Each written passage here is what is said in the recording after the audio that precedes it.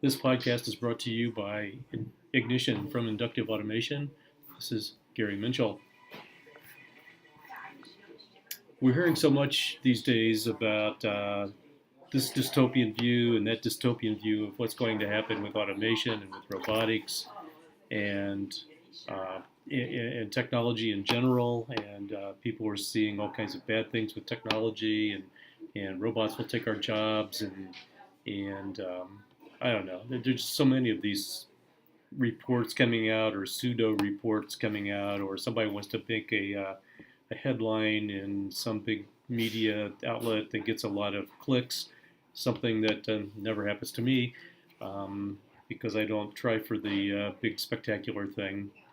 However, what usually happens in these cases is automation typically doesn't take jobs just because of automation, or technology doesn't do these things because of technology.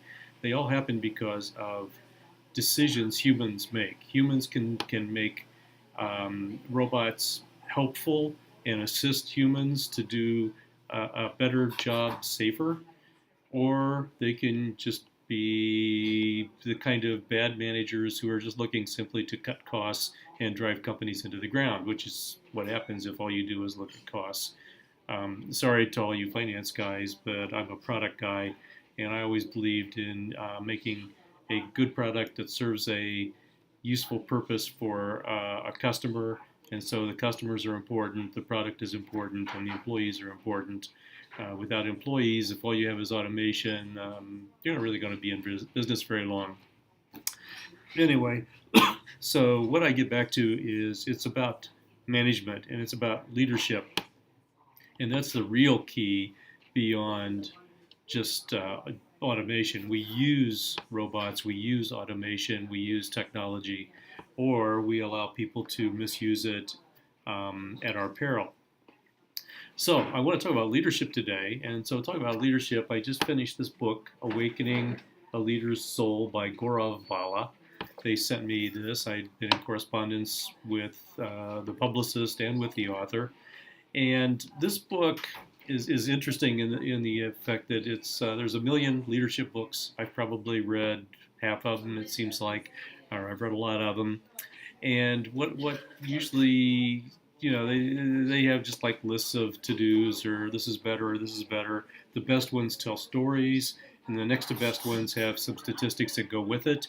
At any rate, what this one sets it aside is called Awakening the Leader's Soul, Learnings Through Immortal Poems. And I'm a bit of a poet. I studied poetry. And he quotes many of my favorites like T.S. Eliot, and I won't get into that, fortunately for you. But at any rate, this is less a management how-to book than it is a plea for enhanced leadership. As Bala says in his book, in today's volatile, uncertain, complex, and ambiguous world, or we call it VUCA, leadership success is a function of something deeper, something more enduring than technical know-how and leadership skills. It's a function of the leader's humanity, who they are, what they stand for, what they're willing to fight for, and what they're willing to accept and endure.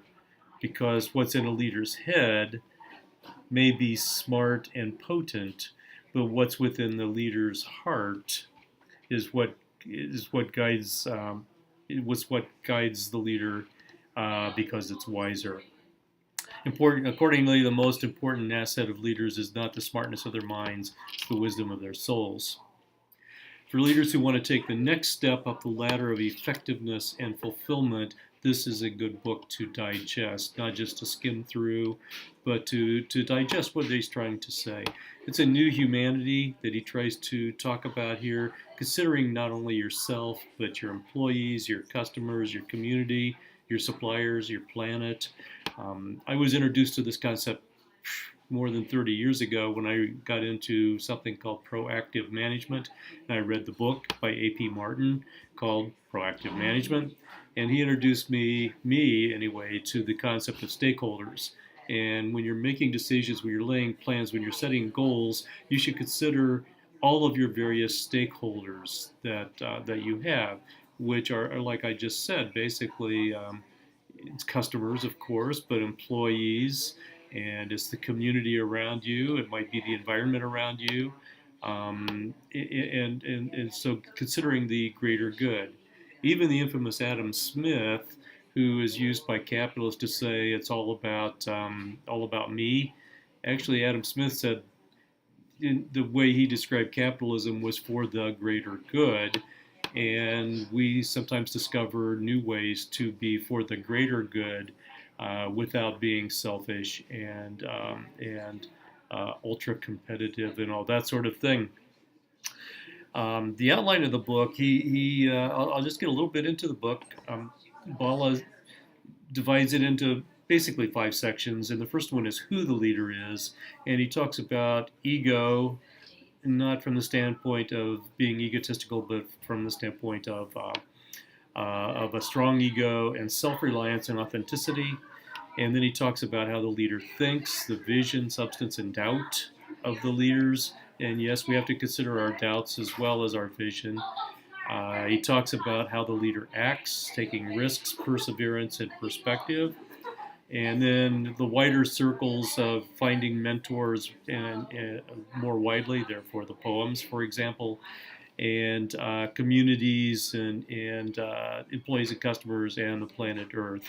And then he ends in he picks up a phrase from T.S. Eliot from the poem Dry Salvages, where he talks about faring forward. In other words, going forth, faring forward. A couple of quotes from the book. Leadership success is a function of the leader's humanity. What's within the leader that guides what's in the leader's head. Important to ponder. The most important asset of leaders is not the smartness of minds, it's the wisdom of their souls. That is what will set people apart. There are many, many smart people in the world. It's those who have the wisdom to use the smartness well are the more successful in the end. I don't know if you've ever run across this, but I've run across it. Egotistical leaders suck the oxygen right out of the organization. Have you ever experienced that? I have in many different things, and that's definitely a truth.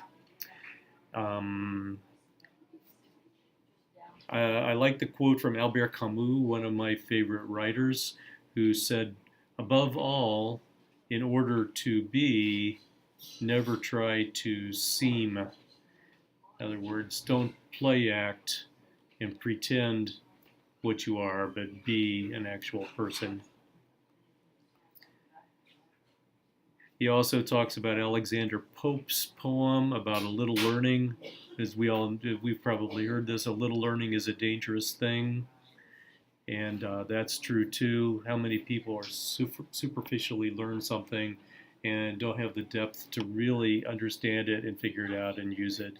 You see it in technology a lot, people that don't think out the consequences of what they're doing.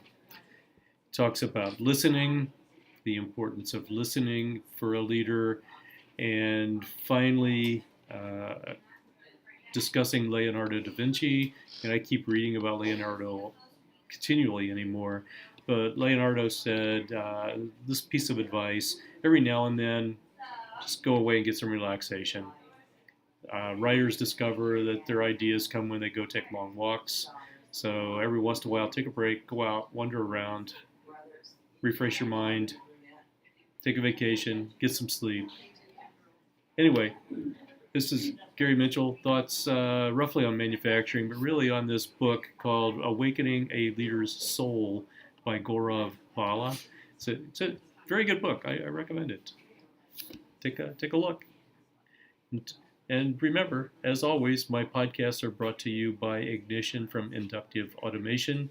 Thank them for their support of my website and my podcasts. Have a good day.